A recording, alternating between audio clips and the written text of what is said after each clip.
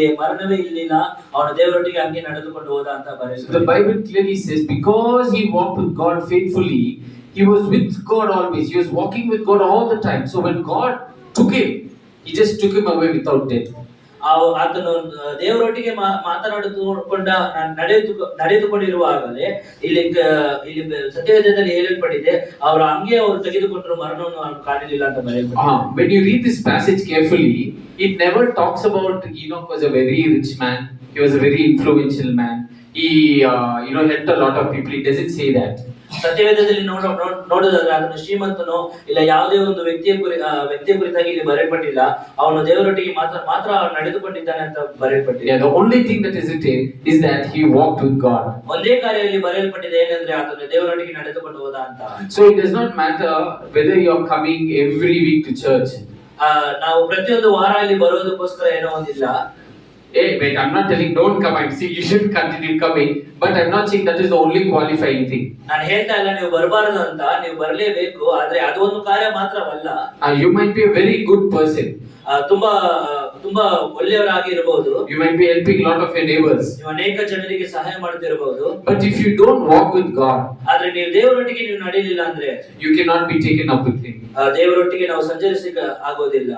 So many of us, when we go around in this world, no matter what that situation is, if it's a good or a bad situation, ask yourself, am I walking with God in this situation? ನಾವು ಲೋಕದಲ್ಲಿ ಅನೇಕ ಕಾರ್ಯಗಳಿದ್ರೂ ಸಹ ನಾವು ಒಂದೇ ಒಂದು ಪ್ರಶ್ನೆ ನಾವು ಕೇಳಿಕೊಳ್ಳಬೇಕು, ನಮ್ಮೊಟ್ಟಿಗೆ ನಾವು ದೇವರೊಟ್ಟಿಗೆ ನಡೆಯುತ್ತಿದ್ದೇವಾ ಅಂತ. See, God is always on the right path. ದೇವರು ಯಾವಾಗಲೂ ಒಂದು ಒಳ್ಳೆ ದಾರಿಯಲ್ಲಿ ನಾವು ನಡೆಯುತ್ತಾನೆ. God always wants to walk with us. ದೇವರು ಯಾವಾಗಲೂ ನಮ್ಮೊಟ್ಟಿಗೆ ನಡೆಯಬೇಕಂತ ಪ್ರೀತಿಸುತ್ತಾನೆ. Only we keep going out of the route. ಆದ್ರೆ ನಾವು ಮಾತ್ರ ಬೇರೆ ದಾರಿಯಲ್ಲಿ ಹೋಗ್ತಾ ಇರ್ತೀವಿ. See, when we heard in the testimony of sister, Nandini sister ಹೇಳಿದ ಸಾಕ್ಷ್ಯದ ಪ್ರಕಾರ, when she decided to get back to God on her knees, no matter what was happening, she said, God, I am getting back to your path now. I am only trusting you in faith. I am with you now. I will walk with you now. That is when God answered. ಅವರು ಸಾಕ್ಷಿ ಹೇಳಿದ ಪ್ರಕಾರ, ನಾನು ಎಲ್ಲ ಲೋಕದ ಮನುಷ್ಯರೆಲ್ಲ ಬಿಟ್ಬಿಟ್ಟೆ, ನಾನು ನಿಮ್ಮನ್ನು ಮಾತ್ರ ನಾನು ಹಿಡಿದುಕೊಳ್ಳುತ್ತೇನೆ, ನಿಮ್ಮ ದಾರಿಯಲ್ಲಿ ಮಾತ್ರ ನಾನು ನಡೆದುಕೊಳ್ಳುತ್ತೇನೆ ಅಂತ ಹೇಳುವಾಗ ಆವಾಗ ಕಾರ್ಯಗಳು ನಡೆಯಿತು. See, many times in life some things will look impossible. ಅನೇಕ ವೇಳೆಗಳಲ್ಲಿ ನಾವು ನೋಡೋದಾದ್ರೆ ಅನೇಕ ಕಾರ್ಯಗಳು ನಮಗೆ ಸುಲಭವಾಗಿ ಸಿಗೋದಿಲ್ಲ.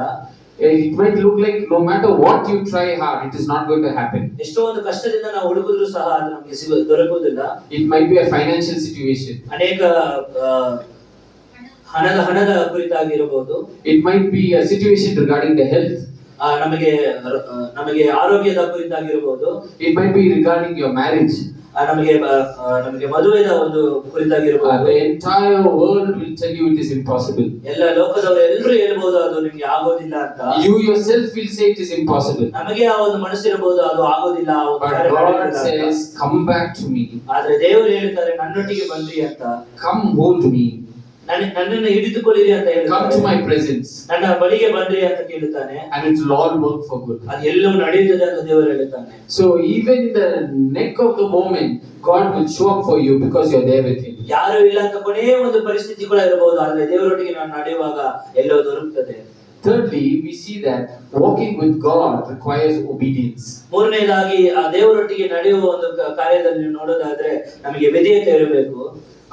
If we read Amos 3:3, Amos ಬರೆದ ಪುಸ್ತಕ 3ನೇ ಅಧ್ಯಾಯ 3ನೇ ವಚನವನ್ನು ಓದುವಾಗ we see it says in English, can two walk together unless they are agreed? Amos chapter 3 verse 3. Can two walk together especially agreed? ಇಬ್ಬರು ಒಟ್ಟಾಗಿ ನಡೆಯಬೇಕಾದ್ರೆ ಅದಕ್ಕೆ ಅವರಿಬ್ಬರು ಒಪ್ಪಿಕೊಂಡಿರಬೇಕು. So we see that unless two people agree, you cannot walk together. ಇಬ್ಬರು ಒಪ್ಪಿಕೊಂಡು ನಡೆಯದಿದ್ರೆ ಅವರು ಒಬ್ಬರಾಗಿ ನಡೆಯಬೇಕು ಅಂತ ಅಲ್ಲಿ ಬರೆಯಲ್ಪಟ್ಟಿದೆ. So imagine if one person is walking in one road, so both want to go from point A to point B, and one is going in one road and another is going in another road. ಒಬ್ಬರು ಒಂದು ದಾರಿ ಕೊನೆಯಲ್ಲಿ ಅವ್ರು ನಡೆಯುವಾಗ ಒಬ್ಬರು ಒಂದು ಕಡೆ ಹೋದ್ರೆ ಇನ್ನೊಬ್ರು ಇನ್ನೊಂದು ಕಡೆ ಹೋದ್ರೆ ಅವರು ಸುಲಭವಾಗಿ ಇರಲ್ಲ. So one person will always have to come back to the other person's path. ಒಬ್ರು ಯಾವಾಗ್ಲೂ ಇನ್ನೊಬ್ಬರ ಹಿಂದೆ ಅವ್ರು ಬರಬೇಕು. ಅವಾಗ ಮಾತ್ರ ಅವರು ಒಂದಾಗಿ ನಡೆಯಬೇಕು. So today, if any of you are going in a path that is different from God's, ನಾವು ಬೇರೆ ಒಂದು ದಾರಿಯಲ್ಲಿ ನಾವು ನಡೆದುಕೊಂಡು ಹೋಗುತ್ತಿರುವಾಗ come back to obedience. ವಿಧೇಯತೆ ಒಂದು ದಾರಿಯಲ್ಲಿ ನೀವು ಬನ್ರಿ. Come back to His path. ಆತನ ದಾರಿಯಲ್ಲಿ ನೀವು ಬನ್ರಿ. And surely you'll reach the destination where God has kept your promise. ನಿಶ್ಚಯವಾಗಿ ಆ ಒಂದು ಗುರಿತನ್ನು ನಾವು ಪಡೆದುಕೊಳ್ಳುತ್ತೇವೆ. Because God's promise is only kept where God knows where He's kept it. ದೇವರು ನಮಗೆ ಕೊಟ್ಟಿರುವ ಒಂದು ಪ್ರಾಮಿಸ್, ಅದು ದೇವರಿಗೆ ಮಾತ್ರ ಗೊತ್ತು ಅದು ಎಲ್ಲಿದೆ ಅಂತ. Has God promised you a financial blessing? ಆತನು ಒಂದು ಹಣದ ಕುರಿತಾಗಿ ನಮಗೆ ಪ್ರಾಮಿಸ್ ಮಾಡಿಲ್ಲ. No. If God has given you a financial promise, okay, ಹಣದ ಕುರಿತಾಗಿ ಏನಾದರೂ ಒಂದು ದೇವರು ನಿಮ್ಮ ಮಟ್ಟಿಗೆ ಹೇಳಿದ್ರೆ if He is giving you a promise regarding a marriage, ಮದುವೆಯ ಕುರಿತಾಗಿ ನಿಮಗೆ ಒಂದು promise, if He is giving you a promise regarding your work, ಕೆಲಸದ ಕುರಿತಾಗಿ ನಿಮ್ಮ ಬಳಿಗೆ ದೇವರು ಏನಾದರೂ ಒಂದು, if you want to find where that promise is, ಆ ಒಂದು ಪ್ರಾಮಿಸ್ ಅನ್ನು ನಾವು ಹುಡುಕಿ ಹೋದ್ರೆ, then leave your path, abandon your path and go to where God is. ನಮ್ಮ ದಾರಿಯನ್ನು ಮುಕ್ತಾಯ ಪಡೆದುಕೊಂಡು ದೇವರ ಬಳಿಗೆ ನಾವು ತಿರುಗೋಣ.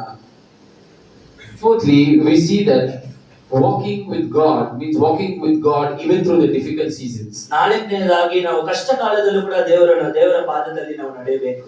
You know, sister said in her testimony, she made a very beautiful prayer. Nandini sister ಅವರು ತುಂಬಾ ಸುಂದರವಾದ ಒಂದು ಪ್ರಾರ್ಥನೆಯನ್ನು ಹೇಳಿದ್ರು. She said, God, even if no one is there with me, you alone are my mother, my father, you are my everything. ನನಗೆ ಯಾರು ಇಲ್ಲ ಅಂದ್ರೂ ಸಹ ಪರವಾಗಿಲ್ಲ ದೇವರೇ, ಆದ್ರೆ ನೀವು ನನಗೆ ತಂದೆಯಾಗಿದ್ದೀರಾ, ತಾಯಿಯಾಗಿದ್ದೀರಾ, ನನಗೆ ಬಂಧುವಾಗಿದ್ದೀರಾ ಅಂತ ಹೇಳಿದ್ರು. And that is exactly what God promises us. ಅದೇ ದೇವರು ಒಂದು ವಾಗ್ದಾನವನ್ನು ನಮಗೆ ಕೊಟ್ಟಿದ್ದಾನೆ. God does not tell us there will not be difficulties. ದೇವರು ನಮಗೆ ಹೇಳಿದ್ದಿಲ್ಲ ಯಾವುದೇ ಒಂದು ಕಷ್ಟ ನಮಗೆ ಇರೋದಿಲ್ಲ ಅಂತ. No, He doesn't say that. ಅದೇ ದೇವರು ನಮಗೆ ಹೇಳುವುದಿಲ್ಲ ಯಾವುದೇ ಒಂದು ಕಷ್ಟ ನಮಗೆ ಇರೋದಿಲ್ಲ ಅಂತ. But He said that even in the difficulties, even in the valleys, He will surely be there.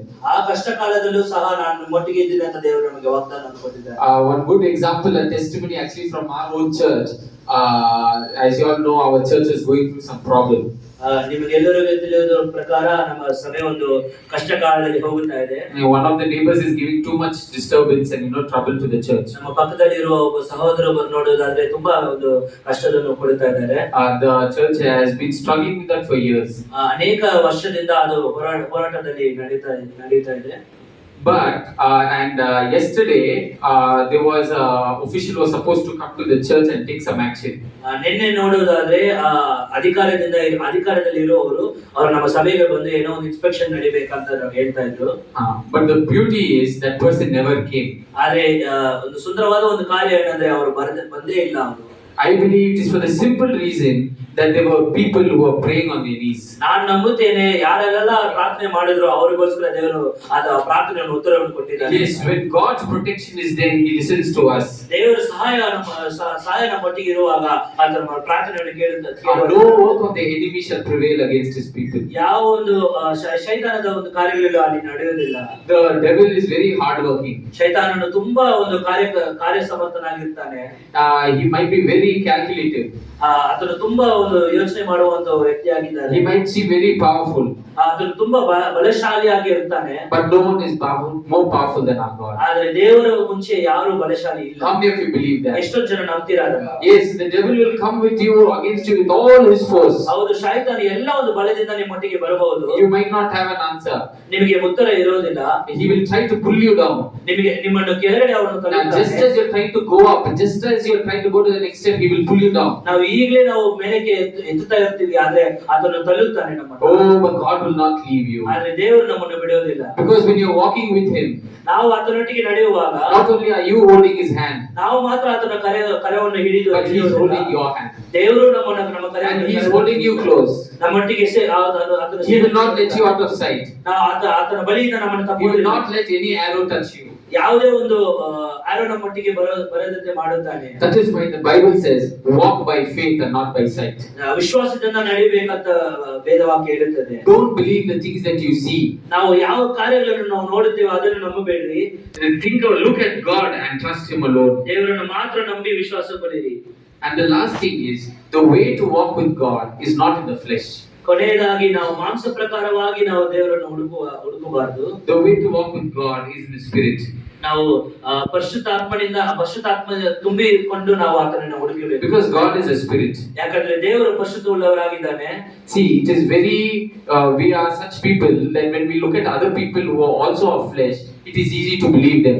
ನಾವು ಲೋಕದಲ್ಲಿರುವ ಎಲ್ಲ ಮನುಷ್ಯರನ್ನು ನಾವು ನೋಡುವಾಗ ಅವರು ಕೂಡ ಮಾಂಸವಾಗಿರುವಾಗ ಅವರು ನೋಡಿ ನಾವು ನಂಬಿ ಬಿಡುತ್ತೇವೆ. But the God that we serve is an invisible God. ಆದ್ರೆ ನಾವು ಯಾವ ದೇವರನ್ನು ನಾವು ಆರಾಧಿಸುತ್ತೇವೋ ಅವರು ಇನ್ವಿಸಿಬಲ್ ಆಗಿದ್ದಾರೆ. ಅವರನ್ನು ನೋಡೋಕೆ ಆಗೋದಿಲ್ಲ. And that is why it is so difficult to believe him.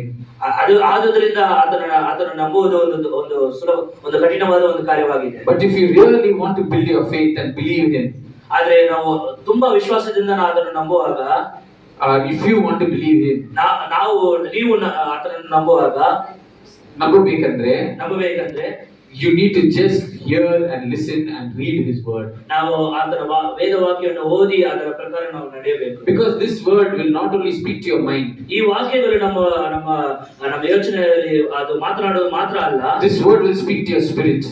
ನಮ್ಮ ಪರಿಶುದ್ಧ ಆತ್ಮರ ಒಳಗಡೆ ಅದು ಮಾತನಾಡುತ್ತೆ. And when the word of God speaks to the spirit, ಆ ಒಂದು ವಾಕ್ಯಗಳು ನಮ್ಮೊಟ್ಟಿಗೆ ಮಾತನಾಡುವಾಗ our spirit will move.